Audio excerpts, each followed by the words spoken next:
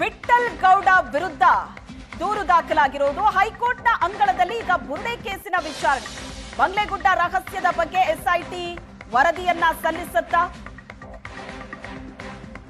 ಬಂಗ್ಲೆಗುಡ್ಡ ಶೋಧ ಬಗ್ಗೆ ಹೈಕೋರ್ಟ್ಗೆ ವರದಿ ಸಲ್ಲಿಸೋ ಸಾಧ್ಯತೆ ಇದೆ. ಬಂಗ್ಲೆಗುಡ್ಡ ರಹಸ್ಯವನ್ನ ಕೆದಕಿಲ್ಲ ಅಂತ ಪುರಂದರ್ ಗೌಡ ಹೇಳಿದ್ರು. ರಿಟ್ ಅರ್ಜಿಯಲ್ಲಿ ಪ್ರತಿವಾದಿಯಾಗಿ ಎಸ್ಐಟಿ ವಾದ ನಡೆಸುತ್ತೆ. ಅಸ್ಥಿ ಶೋಧ ಬಗ್ಗೆ ಹೈಕೋರ್ಟ್ಗೆ ಎಸ್ಐಟಿ ಮಾಹಿತಿ ನೀಡುವಂತಹ ಸಾಧ್ಯತೆ ಇದೆ.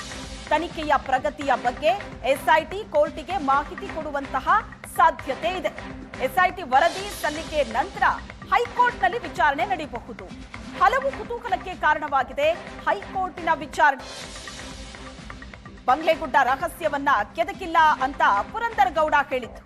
ರಿಟ್ ಅರ್ಜಿಯಲ್ಲಿ ಪ್ರತಿವಾದಿಯಾಗಿ ಎಸ್ಐಟಿ ವಾದ ಮಾಡುತ್ತೆ. ಅಸ್ಥಿ ಶೋಧದ ಬಗ್ಗೆ ಹೈಕೋರ್ಟಿಗೆ ಎಸ್ಐಟಿ ಮಾಹಿತಿ ಕೊಡುವಂತಹ ಸಾಧ್ಯತೆ ಇದೆ. ಯಾಕಂದ್ರೆ ಬಂಗ್ಲೆಗುಡ್ಡದಲ್ಲಿ ಯಾವ ರೀತಿ ಶೋಧ ಕಾರ್ಯ ನಡೀತು, ಹೇಗೆ ಪರಿಶೀಲನೆ ನಡೀತು ಅನ್ನೋದ್ರ ಬಗ್ಗೆ ಕೋರ್ಟಿಗೆ ಎಸ್ಐಟಿ ಮಾಹಿತಿಯನ್ನ ಕೊಡೋ ಚಾನ್ಸಸ್ ಇದೆ. ಧರ್ಮಸ್ಥಳದಲ್ಲಿ ಅಸಹಜ ಸಾವುಗಳ ತನಿಖೆಗೆ ಒತ್ತಾಯಿಸಿ ಮತ್ತೊಂದು ದೂರು.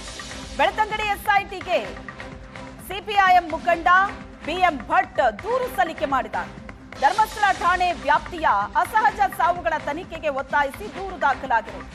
ಎಸ್ಐಟಿ ಆದೇಶದಲ್ಲಿ 20 ವರ್ಷಗಳ ಅಸಹಜ ಸಾವುಗಳ ಉಲ್ಲೇಖ ಇದೆ. ಹೀಗಾಗಿ ಕಳೆದ 20 ವರ್ಷಗಳಲ್ಲಿ ನಡೆದಂತ ಸಾವುಗಳ ಬಗ್ಗೆ ತನಿಖೆ ಮಾಡಬೇಕು. ಕೆಲ ಪ್ರಕರಣಗಳನ್ನ ಉಲ್ಲೇಖಿಸಿ ಎಸ್ಐಟಿಗೆ ಬಿಎಂ ಭಟ್ ದೂರನ್ನ ಕೊಟ್ಟಿದ್ದಾರೆ. ಧರ್ಮಸ್ಥಳ ಠಾಣೆ ವ್ಯಾಪ್ತಿಯಲ್ಲಿ ಅಸಹಜ ಸಾವುಗಳೇನೇನಾಗಿದೆ ಅವುಗಳ ತನಿಖೆಗೆ ಒತ್ತಾಯಿಸಿ ದೂರು ಕೊಟ್ಟಿರುವುದು. ಎಸ್ಐಟಿ ಆದೇಶದಲ್ಲಿ 20 ವರ್ಷಗಳ ಅಸಹಜ ಸಾವುಗಳ ಉಲ್ಲೇಖ ಇದೆ. ಇದರ ಬಗ್ಗೆ ತನಿಖೆ ಮಾಡಬೇಕು ಅಂತ ಬಿಎಂ ಭಟ್ ದೂರನ್ನ ಕೊಟ್ಟಿದ್ದಾರೆ. ಎಸ್ಐಟಿಗೆ ದೂರನ್ನ ಕೊಟ್ಟಿದ್ದಾರೆ. ಈ ಅಸಹಜ ಸಾವುಗಳ ಬಗ್ಗೆ ತನಿಖೆ ಮಾಡಬೇಕು ಅಂತ ದೂರು ದಾಖಲಾಗಿದೆ. ಕೆಲ ಪ್ರಕರಣಗಳನ್ನ ಉಲ್ಲೇಖ ಮಾಡಿದ್ದಾರೆ ಬಿಎಂ ಭಟ್. ಆ ಪ್ರಕರಣಗಳನ್ನ ಉಲ್ಲೇಖಿಸಿ ಎಸ್ಐಟಿಗೆ ದೂರನ್ನ ದಾಖಲಿಸಿದ್ದಾರೆ. ಧರ್ಮಸ್ಥಳದಲ್ಲಿ ಆದಂತ ಅಸಹಜ ಸಾವುಗಳ ತನಿಖೆಗೆ ಒತ್ತಾಯಿಸಿ ದಾಖಲಾಗಿರುವಂತಹ ದೂರಿದು. ಕೆಲ ಪ್ರಕರಣಗಳನ್ನ ಕೂಡ ಉಲ್ಲೇಖಿಸಿ ಎಸ್ಐಟಿಗೆ ಬಿಎಂ ಭಟ್ ದೂರನ್ನ ದಾಖಲಿಸಿದ್ದಾರೆ. ಒಂದು ಕಡೆ ಧರ್ಮಸ್ಥಳ ಪ್ರಕರಣದ ಬಗ್ಗೆ ತನಿಖೆ ಜೋರಾಗಿ ನಡೀತಾ ಇದ್ರೆ, ಈಗ ನಡೀತಾ ಇರೋದು ಬಂಗ್ಲೆಗುಡ್ಡದಲ್ಲಿ ಶೋಧ ಕಾರ್ಯ.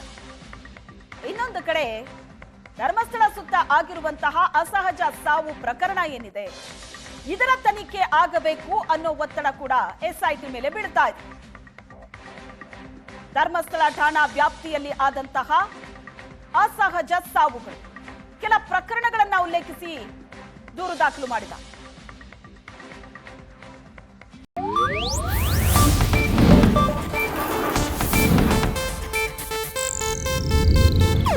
ಇದು ಏಷ್ಯಾನೆಟ್ ನ್ಯೂಸ್ ನೆಟ್ವರ್ಕ್ ಪ್ರಸ್ತುತಿ.